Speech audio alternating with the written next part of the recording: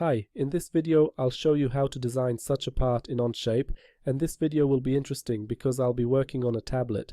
Onshape is an advanced 3D CAD system that runs from a browser, and Onshape can also be launched on a tablet.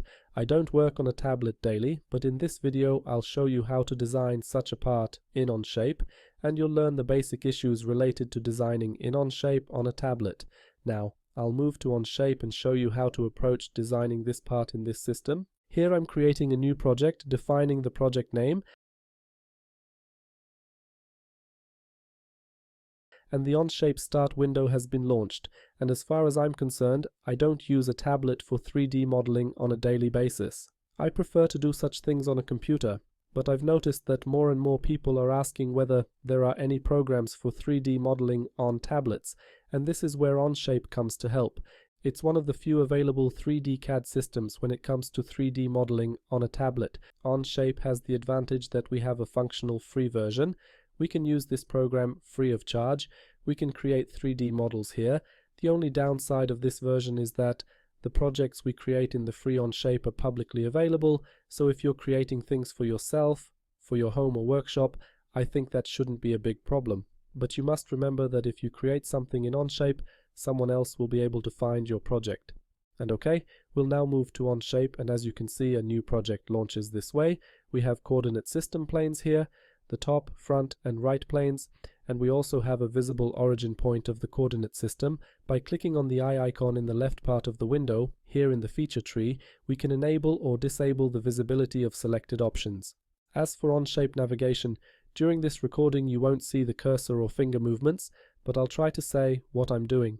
And so, when it comes to basic navigation, with one finger or stylus we can rotate the view.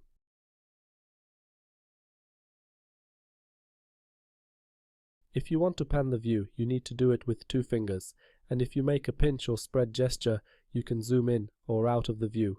With one finger we rotate, with two fingers we pan, and by making a pinch or spread gesture we zoom in or out. Those are the basics. And so, we'll start by creating a sketch on the top plane. So I'm clicking the eye icon, the front plane and right plane, to disable the visibility of these planes. And I'd like to create a sketch on the top plane. So I'm clicking on this plane, I'm simply performing a single tap to select this plane, and so in the upper left part of the window we have four icons, two arrows, and a pencil icon and a sphere icon. And the pencil icon is for sketching tools, and the sphere icon is for solid creation commands. And here we'll start by creating a sketch on the XY plane. So I'm clicking on the pencil icon. When I say I'm clicking on a command, I simply mean a single tap. And so we've been switched to the sketcher. We have sketch creation tools expanded. When it comes to creating sketches, I'll tell you right away about one useful thing. Here, as you can see, we have a view of the sketch plane, the same as it was before we entered the sketcher module. We can use the basic views in this case. By clicking on the view cube, a menu with views appears, and we can select the appropriate view here. In this case, we can select the top view, and we've been set to a top view of the sketch plane. If we're creating sketches on the basic coordinate system planes, well, this view cube will be quite sufficient. But sometimes we can also create sketches on solid faces that are in a different position than the basic coordinate system planes, and it would also be worth switching to a top view of the sketch plane. We can do this by performing a two-finger tap. We simply tap the screen with two fingers, and a context menu appears. And here we have the option View Normal to Sketch Plane. And now we've been set to a top view of the sketch plane. And in this orientation, it's easier to create sketches. And here we'll start by creating a circle. I'm selecting the center point circle command. It's the fourth command in the first row of icons, and this command involves defining 2 points of the circle. The first point is the center point, and the second point is a point on the circle's circumference, and here I'd like to place the center point at the origin point of the coordinate system, so I'm clicking on this point and then clicking anywhere to place the second point. Now the circle command is active. If you notice the toolbar, we have the circle command highlighted, so I'm clicking on this command again to cancel this command so as not to accidentally create a second circle. And then I'll move to the rectangle. I'm selecting the sketching tools and choosing the corner rectangle command. It's the second command in the first row of icons, and this command involves indicating two vertices of the rectangle. We simply perform a single tap. In this case, I'm using a stylus, but we can also do this with fingers. The stylus is not a necessary tool for working with Onshape, but it certainly makes work easier. And now I'm cancelling the rectangle drawing command. I'm clicking on this command in the icon bar, and I'll add a tangency constraint here between the rectangle edge and the circle. To select geometry, we simply click on that geometry individually. If you select too much geometry, you can click on that geometry again to deselect it, and if you want to deselect all selected geometries, just double tap outside the geometries. And so I'll add a tangency constraint between the rectangle edge and the circle. So I'm selecting these two geometries. I'm choosing sketching tools, and here in the last row of icons, I'm selecting the fourth icon. This is the tangent constraint to specify that the rectangle edge will be tangent to the circle, and we do the same with the second edge. I'll also apply a tangency constraint here, then I'll apply a coincident constraint between the rectangle corner and the circle. I'm expanding the sketching commands, and here I'm selecting the first command in the last row, and I'm choosing the coincident constraint to place the rectangle vertex on the circle, and now I'll add a few dimensions. As for the dimensioning command, it's also a command available in the sketching tools, and we select the dimension command. It's the last command in the second to last row of icons. Here we also have the option to enter the name of this command. And then we simply select this command. The dimensioning command is active. First, I'll dimension the circle diameter. So I'm clicking on the circle edge. The dimension of this circle appears. Then I'm clicking on the dimension, and here I'm entering a diameter of 70 millimeters and confirming. Then I'm clicking on the bottom edge of the rectangle. A dimension appeared. I'm clicking on this dimension, and here I'm entering 150 millimeters and confirming. I'm cancelling the dimensioning command. And now we'll create more geometries. First, we'll create a slot in Onshape. To create a slot, we do it like this. First, we draw a line. Select the line command. It's the first command in the first row of icons. Draw a line this way. We indicate 2 points of the line. I'm cancelling the line drawing command. And now, based on this line, we'll create a slot. Select this line, and from the sketching tools, select the slot command. It's the last command in the fifth row of icons. And here, we define the width of this slot, and enter 15 millimeters here and confirm this. And here, we have information to click in the workspace to finish drawing the slot. Now we'll add dimensions. Select the dimensioning command. Select this line, and here as a dimension I'm entering 60 millimeters. OK, and then we'll define the distance of this point from the origin of the coordinate system. So when we have dimensioning active, I simply click on these points, click on the dimension, and here I enter 70 millimeters. Here, while drawing this line was automatically created so that it was drawn as a horizontal line lying on the x-axis, meaning 2 points of the line and the origin point of the coordinate system lie on one horizontal line. If in your case this line was created differently, we can apply constraints here. I have such a line drawn quite freely. And now we'll do it like this. I'm selecting this line from the sketching tools. I'm choosing the horizontal constraint. It's the last command in the last row of icons. OK, the line is now horizontal, and now if I grab this line, I can change the position of this line. This line will always be horizontal. But if you wanted to place this line so that it lies at the height of the origin point of the coordinate system, you can do it this way. You select the line point, select the origin of the coordinate system, and choose the horizontal constraint again. And in this way we can also define the line position. And so in this case this line is unnecessary, so I'm selecting this line, double tap, and choosing the delete option to remove this geometry. And now I'll show you one more thing. For now, you don't need to do anything. I'm selecting circle drawing. And now I'll draw a circle, and I accidentally link the center of this circle with this corner. And so I have this circle. I can change the diameter of this circle, but I can't change the position of this circle because there's a constraint applied here that linked the circle center with the rectangle corner. And so we can easily remove such a constraint. We expand this sketch menu, and here we have the constraints that are applied in this sketch, and here we look for the coincident constraint, select and deselect so as not to accidentally delete the right constraint. Okay, it's not as convenient as on a computer.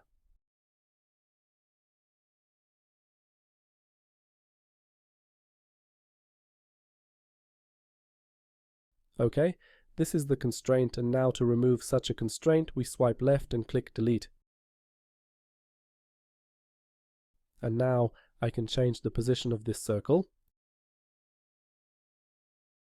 And now that I've created this circle, I'll use this circle and link the center of this circle with the origin point of the coordinate system. I'm selecting these 2 points, and from the sketching tools I'm choosing the coincident constraint, which is the first command in the last row of icons. And I'll create more circles. On the icon bar we have the circle drawing command available, so I'm selecting this command and I'll draw one circle roughly like this. And now I'll cancel this command. I'll show you one more interesting option, but first I'll add dimensions. I'm selecting the dimensioning command, selecting this circle, and here as the circle diameter I'm entering 30 millimeters. And now the dimensioning command is active. I'm selecting this circle, and as the diameter of this circle I'm entering 15 millimeters. Then I'll define the distance of this circle center from the origin point of the coordinate system. And here, as you see, a dimension of distance from point to point was added, but I'd like to define this distance in the x-axis, that is, in the horizontal axis. And to do this, we simply grab this dimension and drag it up or down to define the distance along the x-axis. Then I click on the dimension, and here I enter 50 millimeters and confirm this. And now I'm cancelling the dimensioning command. From the sketching tools I'm selecting the mirror command. It's the first command in the second to last row of icons. And here we have information, select a mirror line or plane. I'm selecting this line, and then we indicate the elements that are to be mirrored. So I'm selecting this circle and closing the mirror command. Now I'm deselecting all geometries. I'm selecting the dimensioning command and adding the distance between the centers of these circles. And here is the distance I'm entering 40 millimeters. And okay, the sketch of the first stage of the model is complete. So here in the lower right corner I'm confirming this sketch, and based on this sketch we'll create a solid with a height of 15 millimeters. Now I'm clicking on the sphere icon, and here the basic command for creating 3D solids in 3D CAD systems is the extrude operation. It's the first command in the first row of icons. We select this command, and now we indicate the areas based on which we want to create a solid. We simply click on these areas. I'm expanding the extrude command, and here, as the height of this solid, I'm entering 15 millimeters. I'm confirming this and confirming this operation, and we have the first fragment of the solid. And now we'll create another fragment of the solid. This time we'll create a sketch on a solid face. We select the face and click the pencil icon to create a sketch here. Double tap. I'm choosing View Normal to Sketch Plane. And now I'm selecting Circle Drawing. I'm choosing the Center Point Circle command. I'm placing the circle center at this location, and I define the second point fairly arbitrarily, and so I'm cancelling the Circle Drawing command. I don't know why the sketch from the previous operation is still visible, so for now I'll close this sketch. You don't need to do this. I'll try to enable or disable the sketch visibility. I don't know why it's not working at this moment and this sketch is still visible. Perhaps I clicked something somewhere. However, as I told you at the beginning, I don't use Onshape on a tablet daily, so at this moment I don't know how to disable the visibility of this sketch. This sketch doesn't bother me much, so I'll leave it for now. And I'm returning to editing the second sketch. I'm clicking on the 3 dots next to sketch number 2 and choosing Edit to return to editing this sketch. And here, already in this view, I'm selecting this circle and selecting the solid edge. and from the sketching tools I'm choosing the coincident constraint to link the circle with the solid edge, but we can also do it this way. I'm selecting the circle, selecting the solid edge, and we can use the equal constraint. At this moment not all commands are available, we can move this a bit, and in this case, in the second to last row of icons, we have the equal command. I'm confirming the sketch, selecting the area based on which I want to create a solid. I'm selecting the extrude operation, and here we're creating another fragment of the solid. And let's create this to a height of 30 millimeters. I'm confirming the dimension change, I'm confirming the operation, and we have created another fragment of the solid. And okay, we'll now move to creating another operation, and we'll remove material from the solid based on a sketch. This time we'll create a sketch on this face, select this face, and go to sketching mode. Here we'll set ourselves in a view normal to the sketch plane, and from the sketching tools select the center point rectangle command. It's the third command in the first row of icons. And so place the first point of the rectangle at the origin point of the coordinate system, and place the second point anywhere, and try not to click on any solid geometry. Now I'm cancelling the rectangle drawing command, and here I'd like to link the rectangle edge with the solid edge, and somehow the sketch we created at the beginning disappeared. I don't know why this sketch just now disappeared, but in this case I don't need it. And so I'd like to link the solid edge with the rectangle edge. So I'm selecting the solid edge, selecting the rectangle edge, and from the sketching tools I'm choosing the tangent constraint. It's the fourth command in the last row of icons. Then I'm selecting the dimensioning command and defining the dimension of this rectangle side as 15 millimeters. Okay, I'm closing the sketch, and based on this we'll remove material from the solid. I'm selecting these two areas, and here we also do this using the extrude operation. The type of this operation from add must be changed to remove. And here we define the pocket depth, for example, to 10 millimeters. Okay, and we're confirming this operation. And in this way we can remove material from the solid based on a sketch. Then we'll create another fragment of the solid. We'll create a sketch on this face. Select the face of this solid, go to sketching tools. Double tap, view normal to sketch plane, and here we'll use the offset command. It's the fourth command in the fifth row of icons. We select the slot edges and add an offset in the other direction. We click on the dimension value. Okay, here I clicked too quickly and such a dimension was created, but that's not a problem to edit the dimension. We double click on this dimension and enter a new dimension value. In this case, I'm entering 2 millimeters. I'm confirming the sketch, and based on this area, here pay attention to select this area, not to select the edges, but simply select the area, and based on this area, we create another fragment of the solid using the extrude operation, and we do this to 2 millimeters.